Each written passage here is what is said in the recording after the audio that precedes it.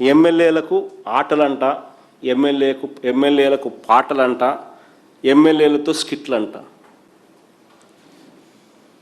అసలు అసెంబ్లీ సమావేశాల్లో వీళ్ళు బిహేవ్ చేస్తామన్న తీరు చూస్తే ఇంత దారుణమైన పరిస్థితుల్లో రైతన్న కొట్టుమిట్టాడుతూ ఉంటే వీళ్ళ ఆటలు, వీళ్ళ పాటలు, వీళ్ళ స్కిట్లు.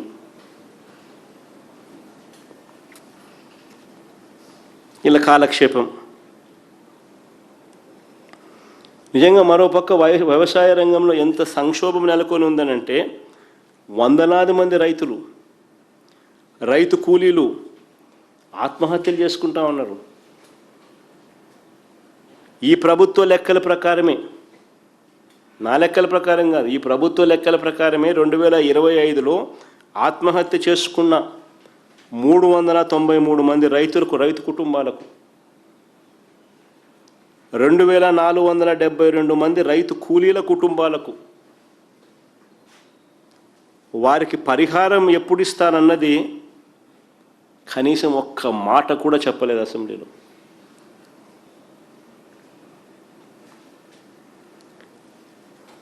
వ్యవసాయ రంగంలో ఉన్న సంక్షోభం గురించి, రైతుల కష్టాల గురించి చర్చించడం, మాట్లాడడం, వారికి భరోసా ఇవ్వడం, ఇటువంటివన్నీ కూడా కనీసం మచ్చుక కూడా చేయలేదు.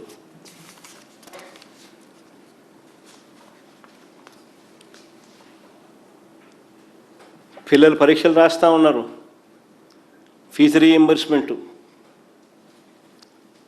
పిల్లల పరీక్షలు స్టార్ట్ అయినాయి, విద్యా దీవెన బకాయిలు, వసతి దీవెన బకాయిలు ఎప్పుడు ఇస్తారని చెప్పి ముఖ్యమంత్రి గారిని గట్టిగా నిలదీస్తూ అడిగాం.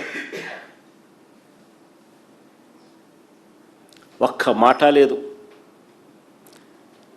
2024 జనవరి, ఫిబ్రవరి, మార్చ్ ఆ క్వార్టర్, మార్చి 16న ఎన్నికల కోడ్ వచ్చింది. ఏప్రిల్లో వెరిఫై చేసి మామూలుగా అయితే మా ప్రభుత్వం క్వార్టర్ అయిపోయిన వెంటనే ఇచ్చేవాళ్ళం. అలాంటిది జనవరి, ఫిబ్రవరి, మార్చ్ క్వార్టరు, మార్చి 16న ఎన్నికల కోడ్ వచ్చింది. ఏప్రిల్, మేలో ఇవ్వవలసింది పెండింగ్ పడింది. అంతే, ఇంక అక్కడి నుంచి ఫినిష్. ఈ మార్చి వస్తే 9 క్వార్టర్స్, ఒక్కొక్క క్వార్టర్కు 700 కోట్లు అవుతుంది Vidya Deevena, fee reimbursement. 9 quarters into 700, 6300 కోట్లు ఇవ్వాలి. వసతి దీవెన కింద ప్రతి ఏప్రిల్లో మేము క్రమం తప్పకుండా 1100 కోట్లు ఇచ్చేవాళ్ళం.